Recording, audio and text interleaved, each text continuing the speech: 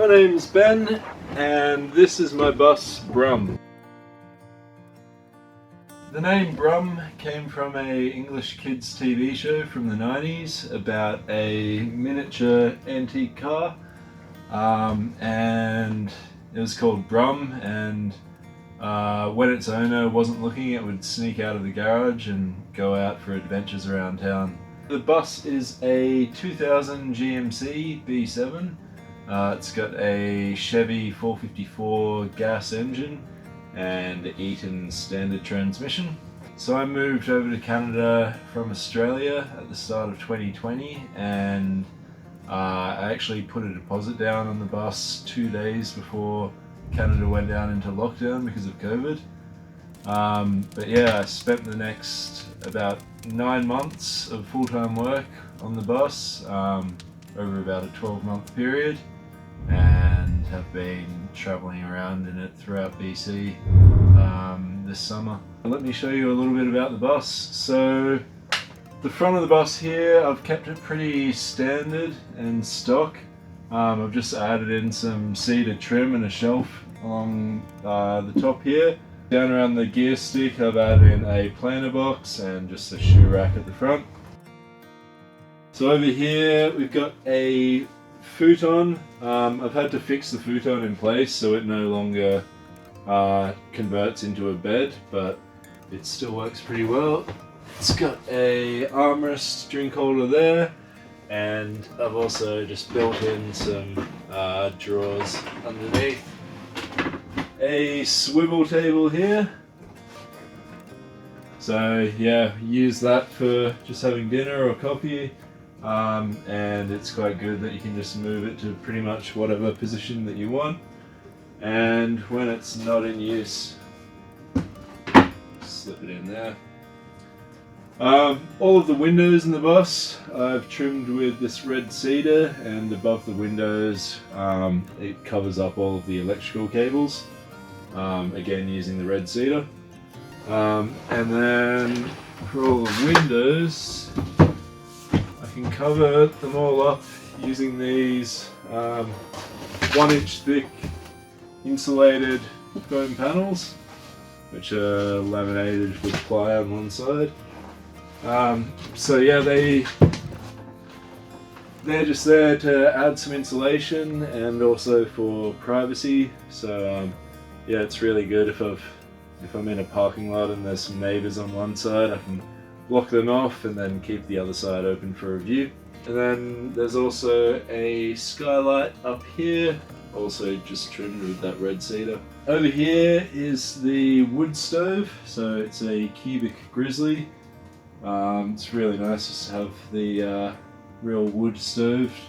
Got all wood split and stored underneath, and yeah, behind the stove it's just this brick look tiles. Also have a little thermo powered fan that keeps the hot air circulating throughout the bus. On this side is the kitchen. So over here there's just a wooden box, just for storage, so it keeps everything in place while you're driving around. In the first cabinet here, that's the electrical cabinet, so it's got lithium ion batteries, inverter charger, circuit breaker, and the 12 volt distribution board in there. Second cabinet, I've got a propane on demand water heater at the back which exhausts through the wall, and then just some additional drawers here for the kitchen. This is just a propane range that came second hand from a RV, but yeah, it's great. Got 4 burners and a oven, so I can cook up pretty much whatever I want in here. And here is a double sink. I can add in these covers, just add some extra counter space, or put them away. They can either be stored here or down the side here for driving. The second sink, it's covered up by the top that comes off the swivel table, so if you want to pack the swivel table away, you can just cover up the sink here. This is a Galan's retro style fridge. I've seen them in quite a few other buses recently, but yeah, it works really well. Perfect size for a bus. I've just got it sitting up on top of the wheel well. The only downside of it is that it is running on 120 volt AC, so it does have fairly high power draw when compared to the RV style fridges. Luckily enough though, most of the time my solar panels I've got at the front of the bus do have enough capacity to run this, so it was a bit of a trade-off, but I think it's worth it to have a full-size fridge. At the end here is my slide-out pantry. So I just built that out of plywood and some aluminium dowel and drawer slides. It really maximizes the storage space of the pantry and makes everything really easily accessible. Down here is the guest bedroom. So it's a queen size mattress, and for the top half of the bed, so from your waist up, you've got full headspace and there's a shelf at the back. But from your waist down, your legs are actually below the master bedroom.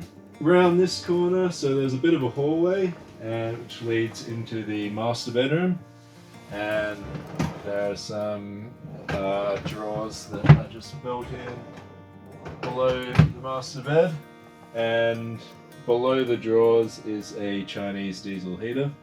So yeah, in winter I would generally have in the coldest months of winter, I'll have the diesel heater running on low pretty continuously and just use the wood stove to supplement the heat and warm up the living room a bit. Then round to the master bedroom in the back. It's a king size mattress and got one window in the back, and then also it opens out to the back doors. Most of the time I do have the back covered up just with more of those 1-inch thick insulated panels, just to add some more privacy and insulation. Through here, if you open up this door, it opens up to the toilet. So it's just an airhead composting toilet. When this is closed up, the toilet only the cabinet only takes up the space of the toilet itself, so it's quite compact. But yeah, when it's in use, you get to use the whole hallway as the restroom area. Back to this side of the bus, and there's a shower on the left hand side. So it's got pebble mosaic floor tiles, black slate on the walls, and then cedar tongue and groove on the walls and ceiling. And then I've also got another skylight in the shower just so you can stand up straight. And on the back wall to the shower there's this ladder which is just made out of black iron pipe, and use it to go up to the rooftop deck.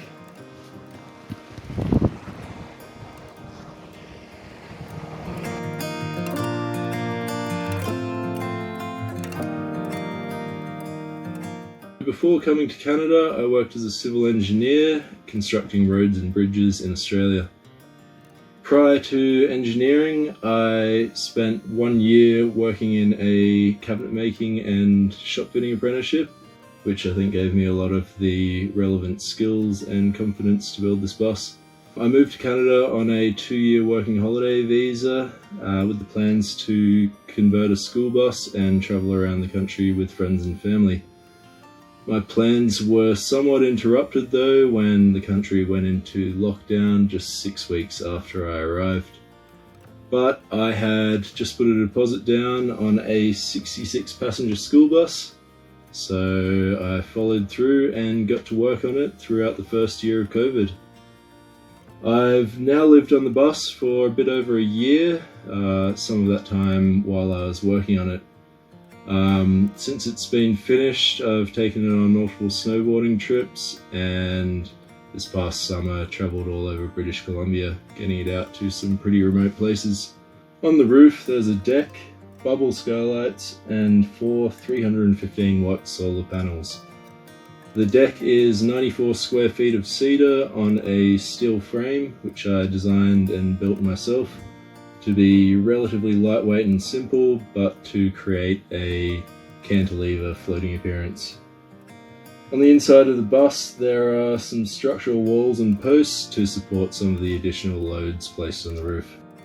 I designed Brum with the intention to travel to remote locations and operate off-grid and away from service campsites.